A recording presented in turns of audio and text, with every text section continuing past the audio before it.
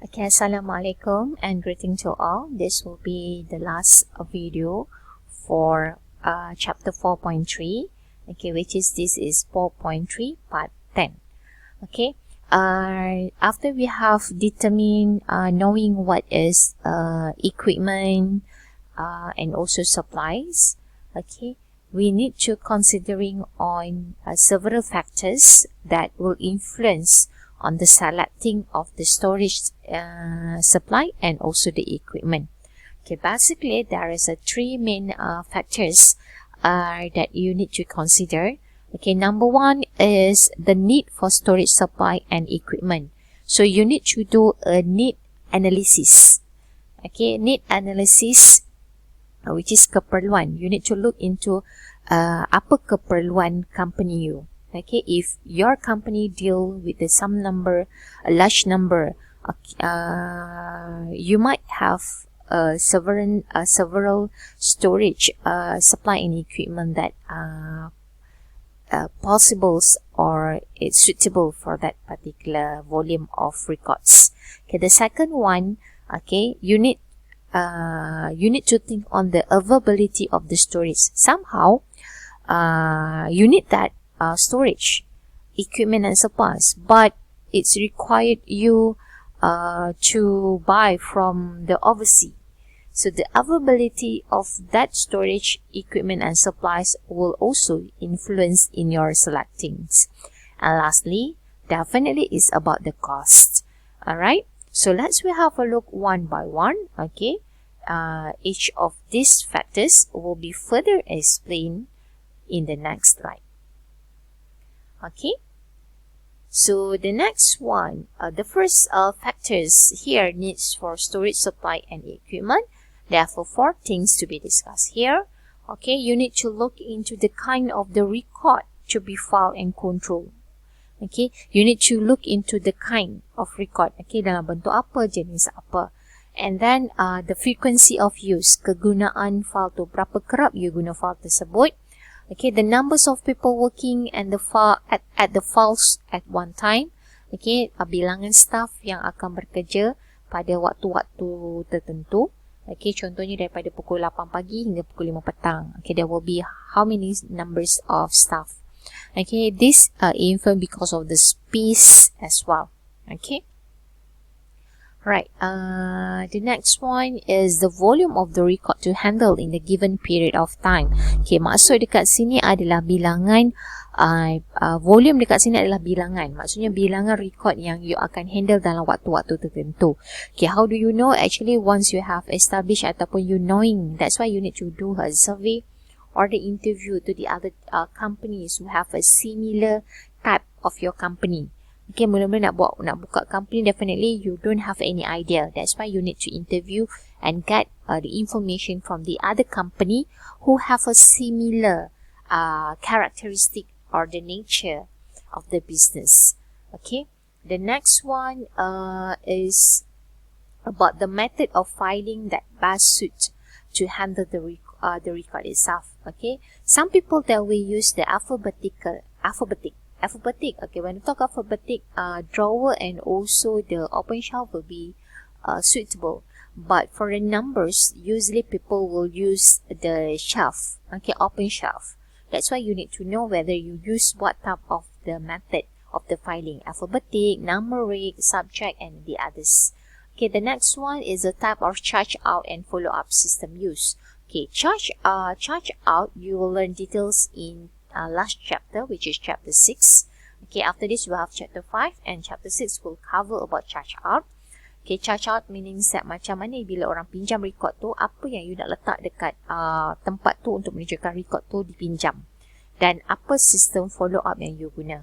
Alright, and then the next one will be the transfer method. This one you already learned in chapter 2. We have two types of transfer: periodical and perpetual transfer. And the next one, the security and the retention requirement of the record. Okay, is there any specific security for securing of the record itself?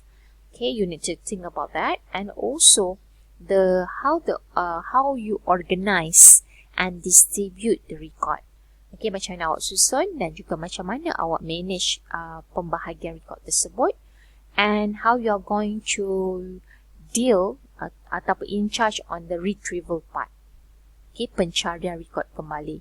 Okay, number 2, this is the second factors, which is you need to look into not only needs but the availability of that particular storage equipment and supplies.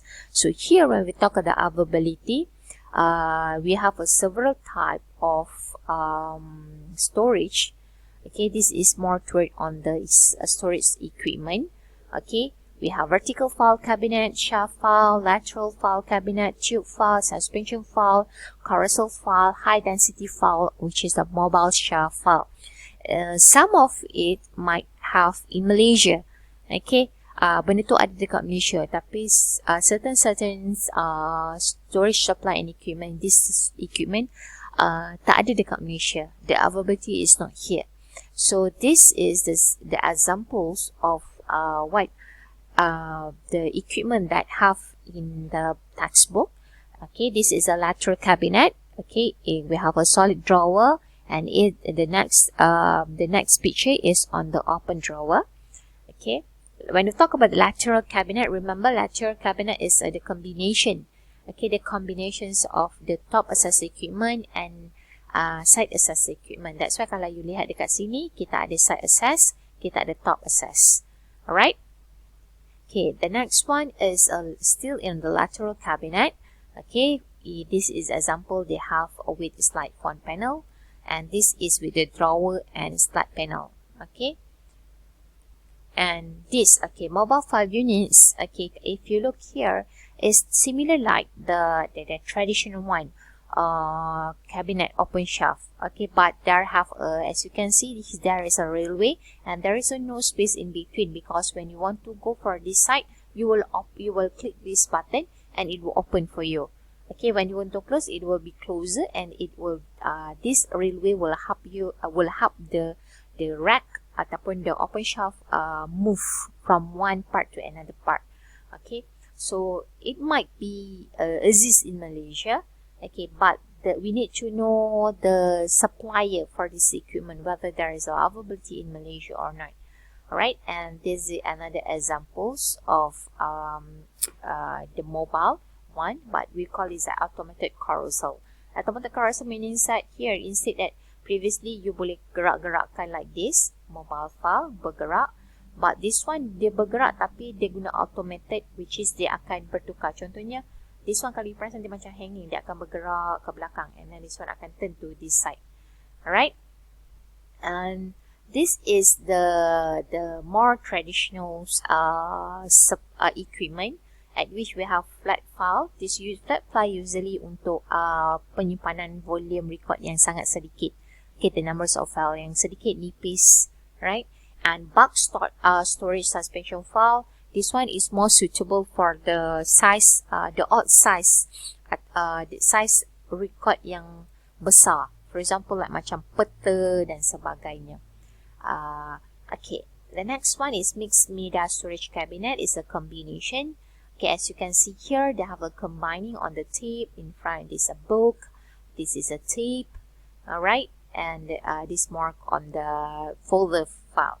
Alright, a portable open bin file is movable, at which is actually like a drawer, but it can be moved and is open. Okay, dia tak ada tutup. Alright, and number 3, after you have look into your need, and number 2 on the availability, so you need to look into the cost.